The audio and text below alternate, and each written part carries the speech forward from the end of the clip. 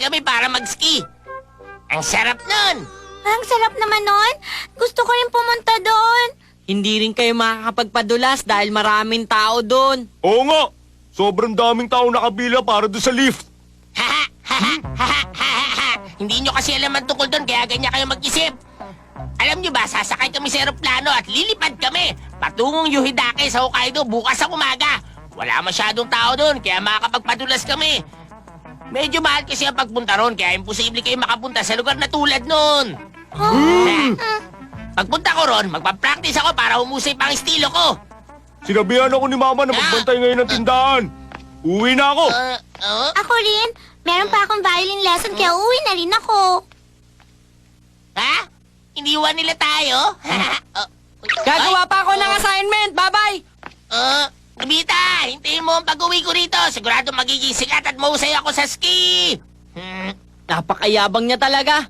Pero nakakaingit siya. Talaga? Okay yun Hindi niya ako naririnig. Hindi niya ako pinapansin.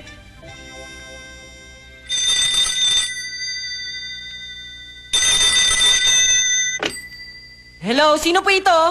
Ay, Nobita! Oo, bakit Suneo? Nandito na kami ngayon sa lodge. Malapit na kami mag-ski. Excited na nga ako eh. Ayos ang snow ngayon dito.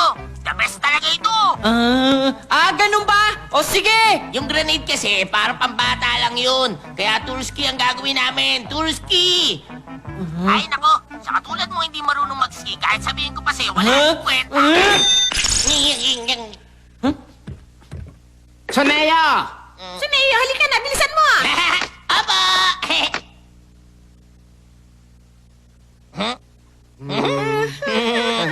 Tayo na! Bilis! Yay! Rabbit!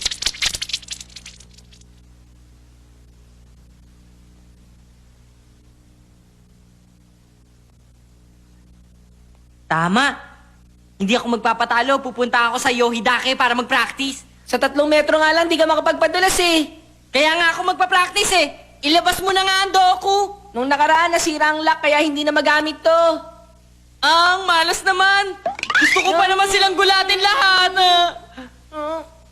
Doraemon! Siguro akala mo okay lang sa akin na hindi ako marunong mag-ski. Naku po. Akala mo ba okay lang sa akin kapag niloko nila ako? Hindi naman sa ganun, Nobita. Siyempre, gusto ko maging magaling ka sa ski. Kung ganon, ilabas mo na. Kung talagang ganon ang naisip mo. Talaga ba magpa-practice ka mag-ski? Totoo ba yung sinasabi mo? Ito ang makina para sa kapatagan! Subukan natin ang lugar. Subukan muna natin yung lugar na malapit lang dito sa atin. Nobita, pumunta ka rito sandali. Una, guguhit tayo gamit ang chalk na ito.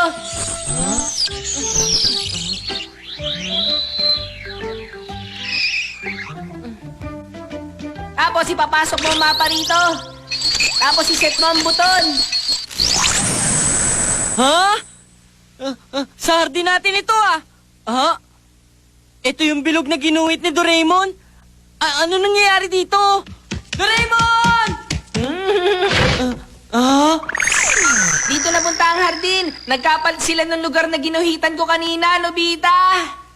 Ganun ba? Eh di pwede na natin dalhin dito ang bahagi ng Yuidake.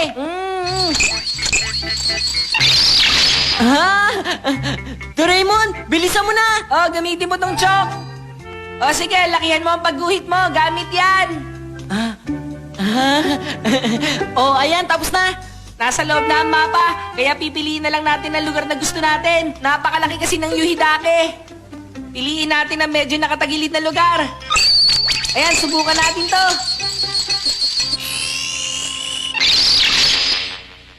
Isang partiyan ng Yuhidake. Wow, ang galing! Nakakatuwa naman to. Doraemon, tingnan mo. Yung bayan sa paanan ng Yuhidake, napakalitingnan. Oo nga, ang galing. Nobita, pakiramdam mo talaga parang nasa Yuhidake ka na ngayon. Tama ba ako? Ayos! Gagalingan ko! Sisimulan ko na! Gusto pumunta si Shuka! Kung ganon, gusto kong pumunta ngayon sa Champs-Élysées sa Paris. Una, ipapasok muna natin ang mapa.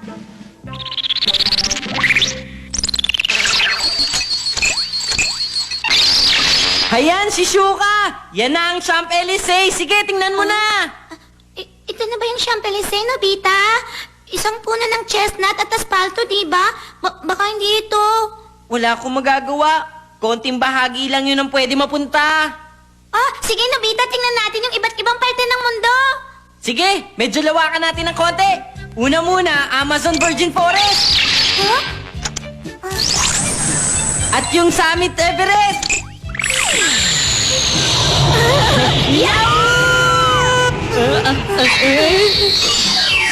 Sabana sa Africa. Eh, wala namang kahit ano dyan, ah. Ano? Teka. Muntik na tayo doon, si Shuka. Oo nga. Sige, Nobita, maligo naman tayo sa Hawaii. Okay.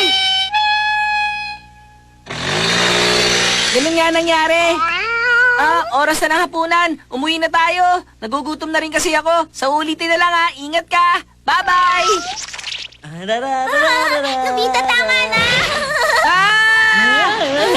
Nobita, akala ko ba naman seryoso ka nagpa-practice dito?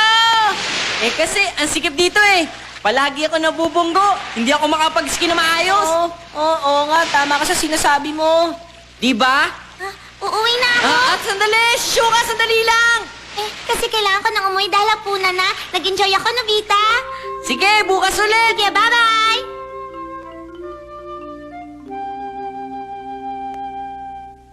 Alam ko na! Nobita, gumising nga. Dali natin dito ang Yuhidake. Ang lalim na ng gabi. Gabi lang naman. Pwede yun, Nobita. Saan ba tayo pupunta? Basta sumunod ka na lang. Park ito! Anong gagawin natin dito? Marami akong dinalang chok dito, Nobita. Guguhitan natin ngayon ng palibot ang buong park na ito. Ganun ba? Tapos dali natin ang Yuhidake dito. Magsimula na tayo. Okay?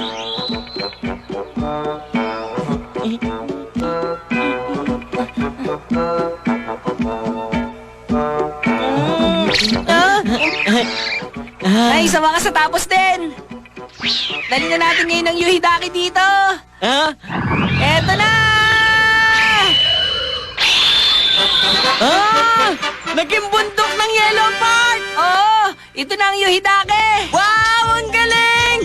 Isang malawak na yelo! Yelo! Yelo! Gumawa tayo ng snowball! Hoy, Nobita! Bakit? Magpa-practice ka ng ski, di ba? Ha? Oo nga pala, no? Okay, tara na! Yahoo! Okay!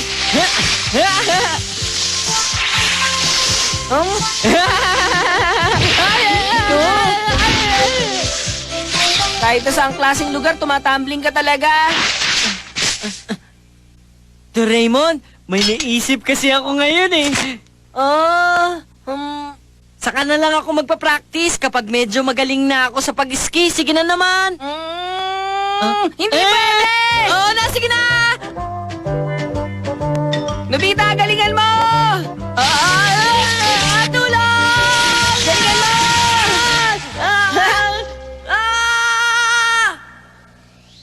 Taglolo! Tulungan niyo po kami!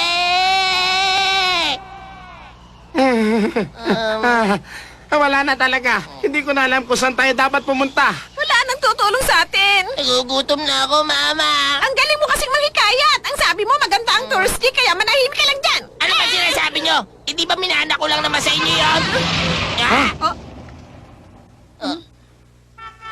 May kalye may dito. kalye dito. Makakauwi na tayo sa bahay. Hoy! Minto ka!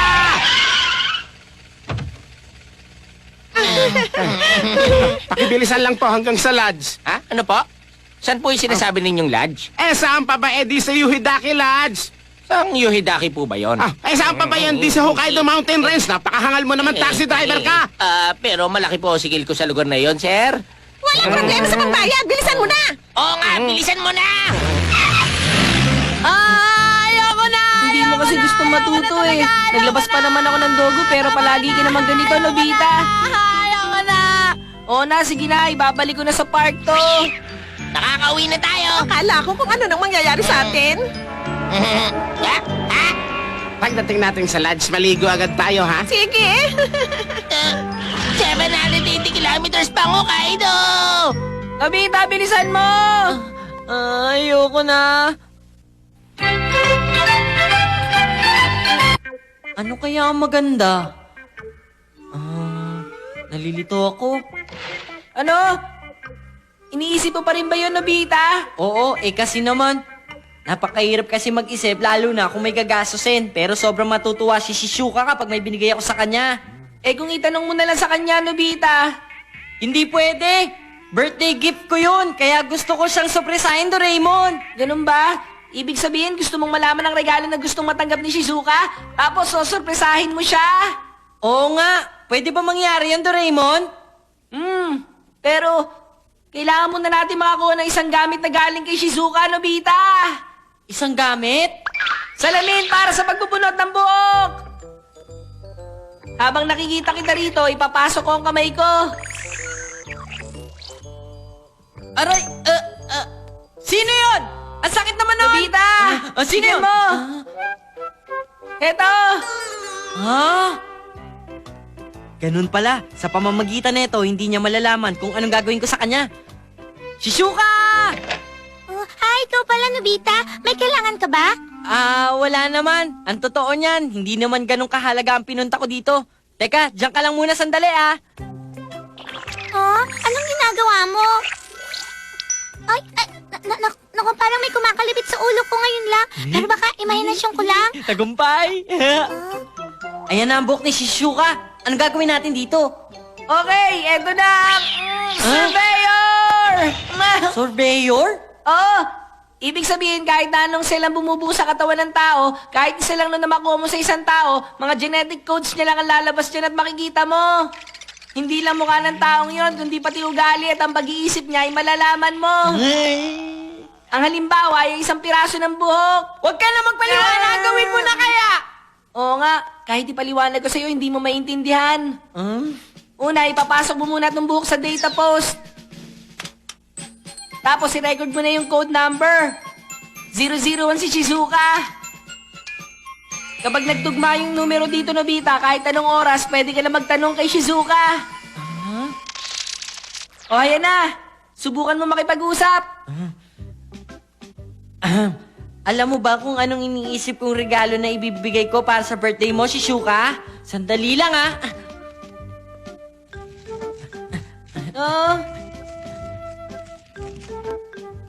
Isang taon nang inabot bago ko naipon ito. Sige, mamili ka na kung anong gusto mo. Parang ayaw niya neto. Ganun talaga magiging reaction niya. Napakalaga pa naman sa akin ito, Doraemon. Subukan natin palitan ang tanong mo. Shizuka, anong regalong gusto mo? Electric organ? Electric organ? Imposible yun, napakamahal nun. Meron pa bang iba? Magandang damit katulad ng kay Seiko? Hindi pa rin. May iba ka pa bang gusto? Tennis court? Gusto ko magkaroon kami ng sardine. Imposible yun! Imposible yun! Napaka-imposible nun! Hindi kasi siya ang totoong si Shizuka, kaya hindi niya alam ang budget mo. Huwag ka naman lungkot dyan, Nobita. Anong dapat natin gawin ngayon? Ano kaya ibibigay ni Nadamulig at Tsuneya sa kanya? Oo nga, alamin natin yun, Doraemon! Gusto mong malaman ang regalo ko? Oo! Napakaganda nun! Sa tingin ko, maiyak talaga si Shuka sa tuwa. Hindi ko sasabihin sa'yo, no? Kung ayaw mo sabihin, edi wag! Aray! Ano ba yun? Ano kaya yun? Hoy, Damulag! Ang ingay mo naman! Ano ba kailangan mo? Damulag? Kung may kailangan ka, sabihin mo na agad sa akin! Sa sandali lang! Bilisan mo na! Ito na. Aray ko! Alis na ako! Aray! Siya nga pala, Shizuka. Anong pinakagusto mong pagkain sa ngayon? Ang pinakagusto kong pagkain ay cheesecake. Hindi, Shizuka. Anong una mong gustong pagkain? At ang isa ko pang gusto ay sushi. Parang hindi naman yun ang gusto niya, Doraemon. Parang kakaiba. Parang ayaw niya sabihin sa atin, Hindi Doraemon. pwede yun. Hindi kaya makapagsinungaling o makapaglihim ang machine na ito. Anong gagawin mo? Okay, pipilitin natin siya sabihin yon. Sumagot ka, Shizuka. Ano pa talaga ang pinakagusto mong pagkain? Kamote. Di ko marinig. Okay, lakasan natin ang volume nito. Shizuka, sabihin mo nga ulit sa amin ang pagkain gusto mo. Kamote! Yun pala. Ang pinakagustong pagkain ni Shizuka ay kamote. Yun lang pala eh. Okay, ngayon nakapag-desisyon na tayo. Madali na to. Ang agricultural set. Tayo na. Gumawa na tayo ngayon ng mga kamote. Okay.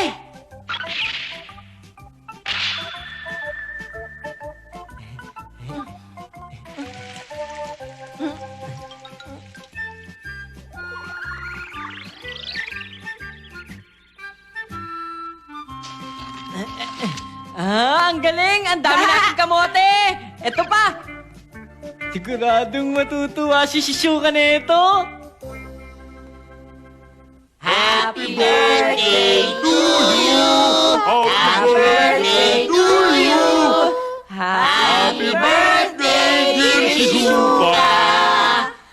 Happy birthday to you!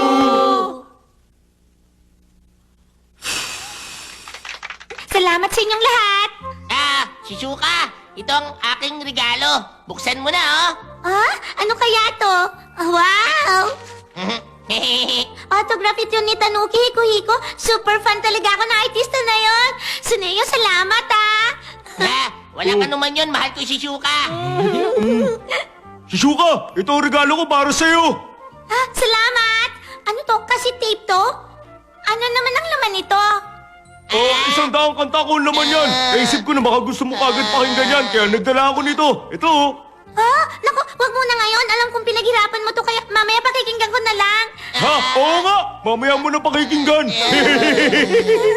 Sa wakas, ako naman ang magbibigay. Doraemon! Oh, Teka lang. ano yan? Oo.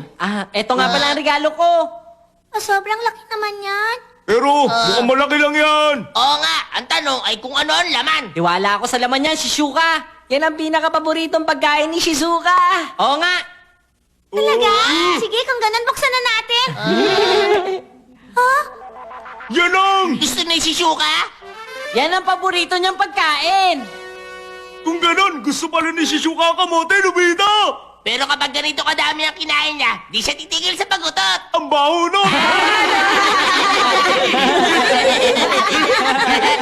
Baho. Ano, Shizuka, nagustuhan mo ba ang regalo ko? Nobita, para sa'yo! Alis ka na dito! Shizuka! Bakit kaya siya nagalit? Ay! Shizuka! Bakit siya nagalit ng ganon?